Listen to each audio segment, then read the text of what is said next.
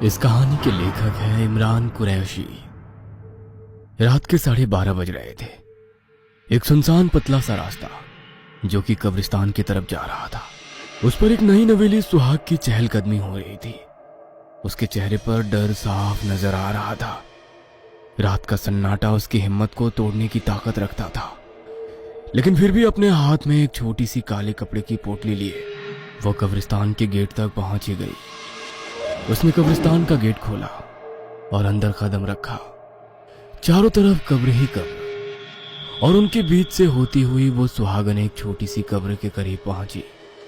उसने उस कब्र के पास की थोड़ी सी मिट्टी अपने हाथों से हटाई और उस पोटली को जमीन में दफन कर दिया। उसके बाद वो इतनी तेजी से वहां से निकल गई जैसे कि उसके पैरों में पंख लग गए हो। उसके कुछ देर बाद ही लाल लहंगा चुनरी पहने, अपने चेहरे को घूंघट से छिपाए, हाथ में लालटेन लिए एक दूसरी औरत वहां पहुंची। उसने उस पोटली को वापस जमीन से निकाला और फिर लालटेन उस पर दे मारा। इस तरह लालटेन टूटा और वो पोटली आग की चपेट में आ गई। इसी कब्रिस्तान से कुछ ही दूरी पर एक बड़े से घर के एक कमरे में नितिन अपने बिस्तर पर लेटा सिगार के कश लगा रहा था। तभी दरवाजा खुला और वो सुहागन अंदर दाखिल हुई। अनुष्का, आ गई तुम? ये सुनकर वो नितिन के पास आकर बैठी और गुस्से में बोली, हाँ आ गई मैं, वो भी जिंदा। अरे गुस्सा क्यों कर रही हो? जिस तरह की फालतू रस्में तुम्हारे इस घर में मुझसे करवाई जा रही है ना, ऐसी रस्मों के बारे में मैंने सुना तक नहीं। इतनी रात में एक पोटली को जमीन में गाड़ने के लिए मुझे कब्रिस्तान भेज दिया। अगर मुझे कुछ हो जाता तो? उसकी बात को नितिन सुन तो रहा था, लेकिन मुंह से कुछ भी नहीं बोल पा रहा था। ये बस आखिरी रस्म थी जो मैंने कर दी। अब आगे से अगर मुझसे माँ जी ने कोई भी ऐसी वाहियात रस्म करवाई ना, तो मैं पता नहीं क्या कर बैठूंगी। ये कहकर अनुष्का ने चादर टानी और सोने गई। नितिन सोच रहा था कि जिस माँ के आगे उसके पिता नहीं बोलते थे, वो उसके आगे क्या बोलेगा, इसलिए वो चुप ही रहा। उस रात से करीब 9 महीने गुजर जाने के बाद रात के समय अनुष्का को प्रसव पीड़ा शुरू हुई। नितिन, नितिन ड्राइंग रूम में अपनी माँ पल्लवी के पास गया, जहाँ उसकी बहन कामिनी भी बैठी थी। माँ, अनुष्का को लेबर पेन शुरू हो गया है, हमें उसे डॉक्टर के पास ले जाना चाहिए। डॉक्टर की जरूरत नहीं है, हमने उसका प्रबंध कर दिया है। तभी दरवाजे से होती हुई एक बूढ़ी औरत अंदर आई। पल्लवी ने उसको अनुष्का के कमरे में भेज दिया और बूढ़ी ने अंदर जाते ही दरवाजा बंद कर दिया। कुछ देर बाद हमारे खानदान का वारिस आने वाला है।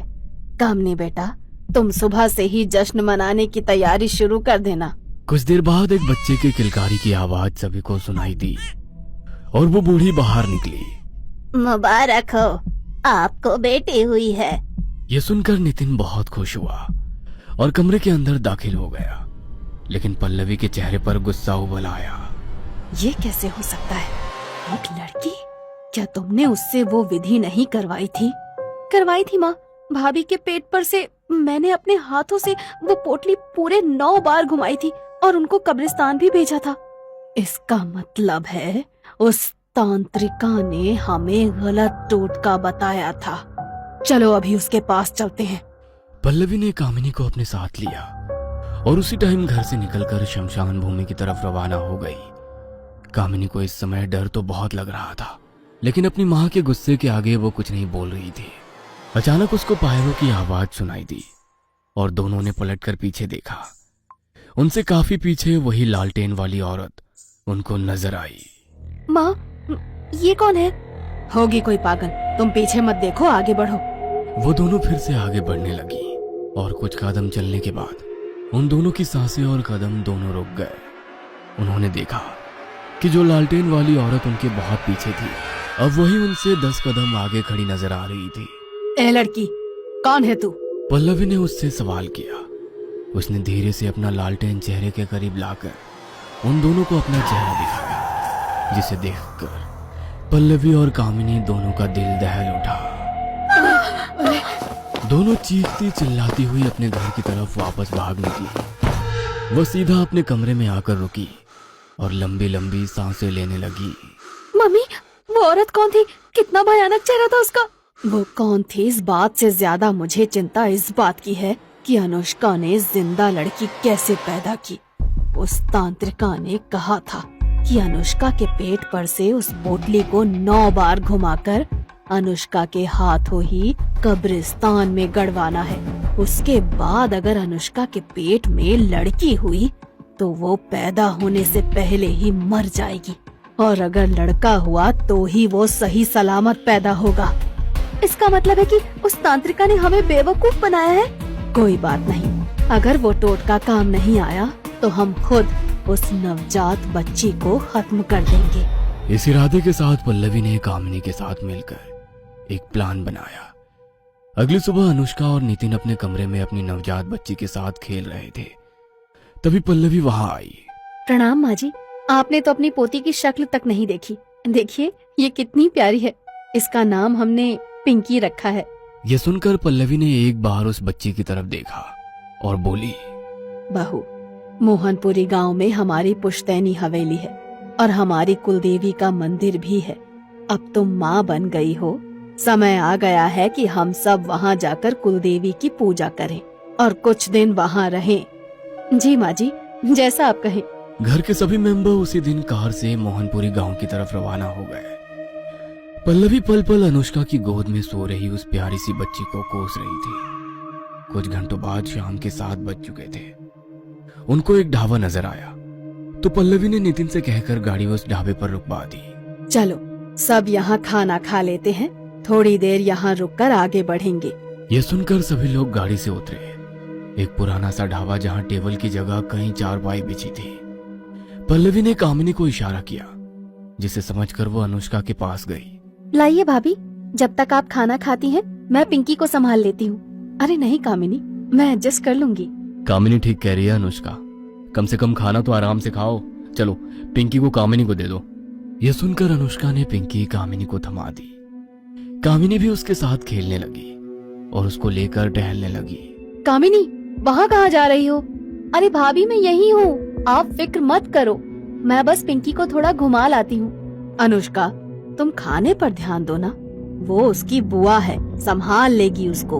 अब अनुष्का और नितिन खाना खाने में लग गए। कामिनी पिंकी को ढाबे के पीछे वाले जंगल में ले गई, जहाँ से भेड़ियों की आवाजें भी सुनाई दे रही थी। अरे बाप रे, यहाँ तो जंगली जानवर काफी ज्यादा महसूस हो रहे हैं। वहाँ कह दूंगी पिंकी को एक भेड़िया खींच कर ले गया। ये कहकर कामिनी ने पिंकी को जमीन पर रख दिया और फिर बोली, पिंकी बेटा तुम यही आराम से लेटो, थोड़ी देर बाद भेड़िए अंकल तुमको लेने आने वाले हैं। ये कहकर वो पीछे मुड़ी। तभी उसको सामने वही लालटेन वाली औरत नजर आई, जिसे देखकर कामिनी की रूह कांप उठी। उसको समझ नहीं आया कि वो क्या करे। डरते डरते उसने जैसे ही पीछे कदम लिया, उसका पैर मुड़ा और वो जमीन पर गिर गई। आउच! ये तो कामिनी की आवाज लगती है। यह सुनकर नितिन और अनुष्का भी उठ खड़े हुए और वो तीनों डरी हुई हालत में ढाबे के पीछे जंगल की तरफ भागे। कामिनी के हाथ में पिंकी भी है, पता नहीं क्या हुआ होगा उसको।